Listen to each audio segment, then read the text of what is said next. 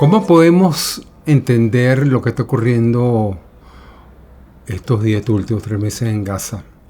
No podemos pensar ni justificar o denunciar o condenar el ataque diciendo que las razones se deben a lo que ocurrió hace 3.000 años o hace 5.000 años, quiénes son los que llegaron antes a la tierra, los palestinos o los judíos. Eso no es así. El conflicto puede verse de dos maneras. Por un lado, es un proyecto de emancipación nacional, un proyecto de independencia, de creación de un Estado, tal como los judíos, como los israelíes se ven a sí mismos, como el movimiento sionista se considera, o por el contrario, podemos verlo como los palestinos y los países árabes en su conjunto lo ven como un proyecto colonial, como una guerra colonial que una población europea inicialmente migrante desató contra una población indígena para quedarse con sus tierras. Los judíos, por un lado, ven el conflicto que no comenzó el 7 de octubre como resultado del odio fanático de los musulmanes a los judíos, una especie de expresión exacerbada del antisemitismo al cual ellos han estado acostumbrados, un antisemitismo que encontró su forma más virulenta en la Alemania nazi en la Segunda Guerra Mundial. Y los palestinos, por el otro, lo ven como una guerra continuada que las grandes potencias han desatado a favor de una comunidad de inmigrantes que quedó para quedarse con las tierras que ya tenían dueño. Los palestinos realmente conformaban una población quizás menos sofisticada desde el punto de vista político, una población que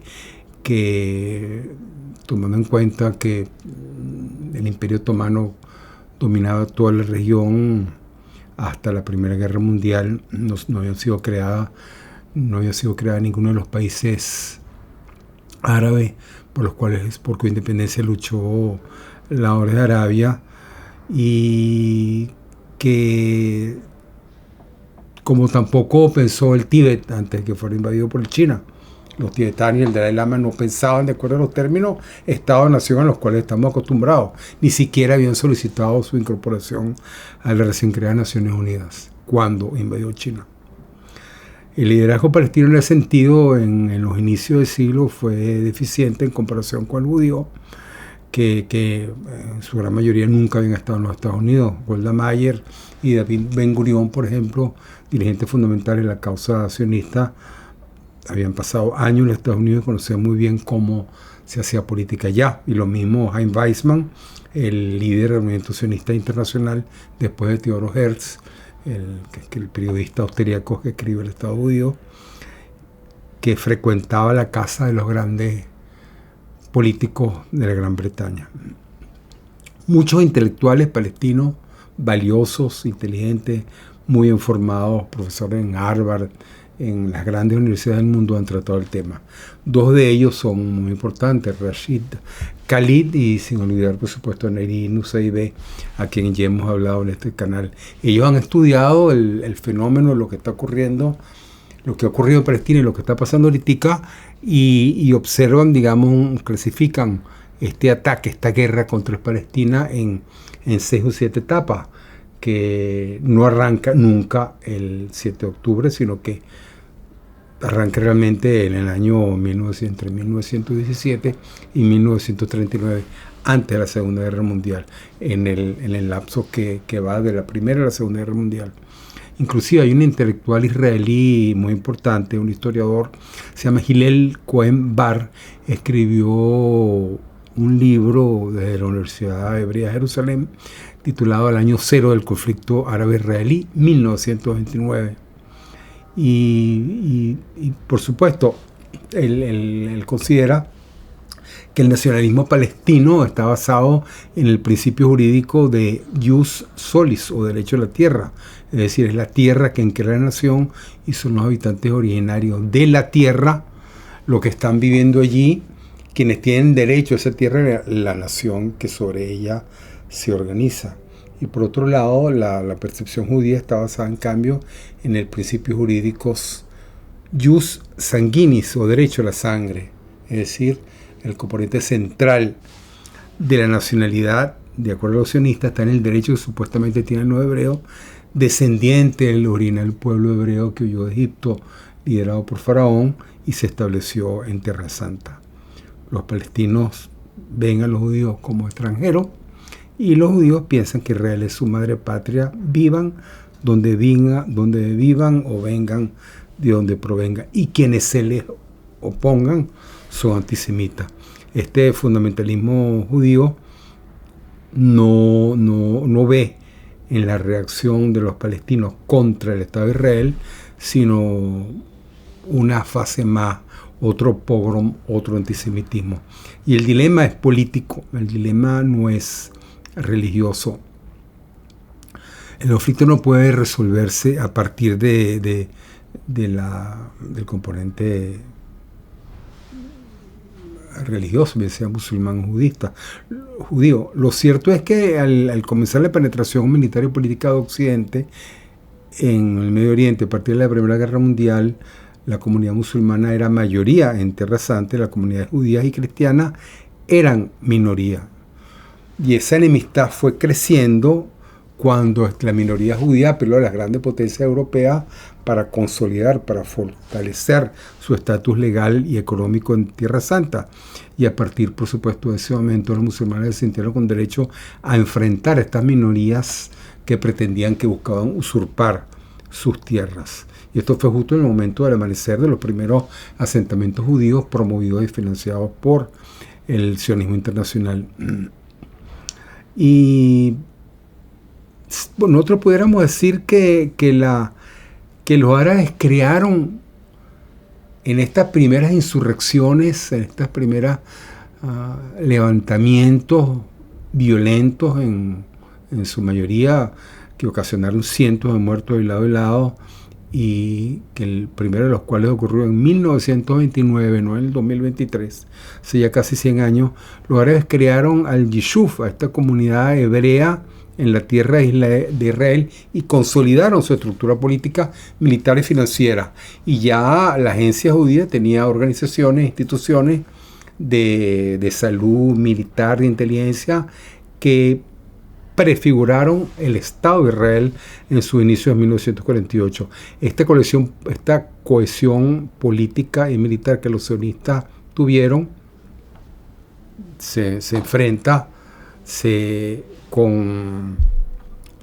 refleja en una ausencia de cohesión política y militar palestina en aquellos momentos. Y aún hoy en día, pues, debemos reconocerlo,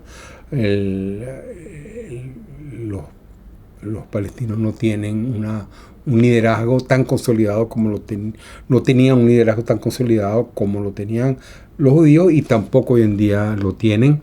Está la división entre la OLP y el Hamas, quien representa a los palestinos, un movimiento político religioso, o el Islam político del Islam, o un movimiento político secular como el Hamas. El tema principal, el tema fundamental que explica el conflicto, obviamente, es el de la identidad política palestina, una identidad política que los israelíes se niegan a reconocer, y que se han negado a reconocer. Se han negado a reconocerla en sus inicios, antes de la guerra del 48, antes de esa segunda declaración de guerra, después de la Primera Guerra Mundial, que creó el Estado de Israel, y se niegan a reconocerlo ahorita, y cada vez más ha sido la negativa de parte del gobierno israelí a reconocer la nacionalidad de los palestinos, o el derecho a la nacionalidad de los palestinos. O sea, la lucha por negar a los habitantes de Gaza y los territorios ocupados es los sionistas insisten que los palestinos son una gente que vive en esos territorios, pero que no tienen derecho a la nacionalidad y que no tienen identidad política. Es lo que algunos analistas han llamado un verdadero politicidio. Es decir, todos los tratados de paz, todas las propuestas que Israel, apoyado por los Estados Unidos, ha tratado de imponer en Oslo, en Camp Davis, en Washington, después de la guerra del 73 con Kissinger, buscan digamos, normalizar las relaciones internacionales entre Israel y los países árabes, pero en ningún momento se habla de la independencia política palestina. Esto es lo que no soportan y no consideran. Es decir, el politicidio. Y los territorios ocupados están sometidos a una disciplina militar que no es absolutamente nada democrática, porque no reconocen el derecho de esa gente que para ellos son sencillamente unos antisemitas violentos y terroristas. George Orwell, el famoso escritor de 1984, escribió que tarde o temprano las ideas, bien sean falsas o verdaderas, se topan con la realidad sólida. Y la intensidad de esta dinámica, de este enfrentamiento, de esta negativa a reconocer la identidad política de los palestinos, esta idea se topa con la realidad sólida en el campo de batalla. Ni la identidad palestina política desaparecerá, ni el Estado de Israel tampoco. Estamos en un momento que los palestinos requieren y piden justicia. Y no habrá paz verdadera sin una justicia verdadera. Quisiéramos en los próximos episodios hablar de estas distintas declaraciones de guerra del sionismo y de Israel, de los fundadores de Israel contra Palestina. La primera fue la que estamos hablando ahorita, en 1929, antes de la creación del Estado de Israel. Después hay una segunda etapa que fue la creación del Estado de Israel. Después vino lo que pasó con la guerra de 6 días, cuando Israel derrotó a Egipto, a Siria, a Jordania, y se quedó con los territorios hoy en día ocupados contra Jordania, los territorios de Jordania al oeste del río Jordán, a la altura del Golán y el Sinaí. Después vino la guerra del Líbano, cuando Israel atacó el Líbano, pero no atacó, fue la primera vez que Israel ataca a un país, no porque este país le declara la guerra, sino por motivos políticos, para hacer desaparecer a la OLP, que estaba en Beirut.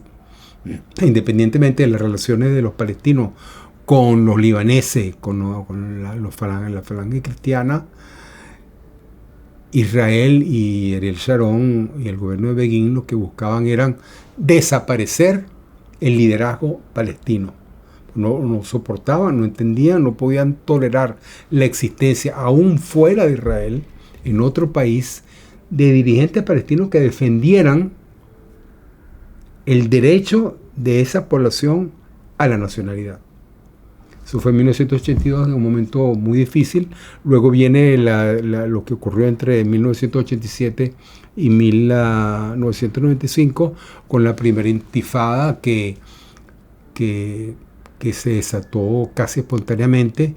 El liderazgo palestino, la OLP y Arafat estaban en Túnez, donde fueron exilados después de haber sido obligados a salir del Líbano en 1982 con la ayuda de los Estados Unidos, con la ayuda que recibió Israel de los Estados Unidos para que la OLP desalojara el Líbano, la intifada, y después viene la segunda intifada, y ahora viene esta declaración, esta invasión a Gaza, que lleva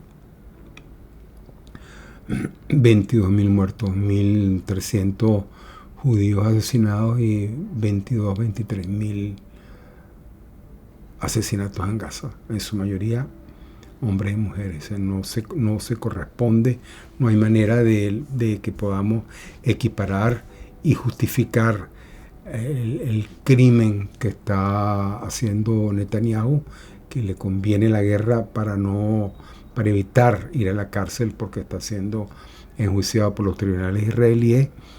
Y por eso insiste en este ataque. Pero no, en definitiva lo que está ocurriendo es que mientras no se logre la justicia, mientras no se reconozca el derecho a la independencia política y a la nación y el Estado palestino, Mientras no se haga justicia, no habrá paz en el Medio Oriente, y después de 100 años ya es hora de que las grandes potencias de Israel lo tomen en cuenta, independientemente de lo que pensemos, de nuestras afinidades políticas, de nuestra manera de pensar religiosa. Un tema sumamente complicado, pero trataremos de comentar algunas cosillas, algunos detalles, algunas facetas del conflicto. Muchísimas gracias y por favor suscríbanse al canal y cualquier pregunta, interrogante, duda que tengan, por favor háganlo. Muchísimas gracias y buenas tardes.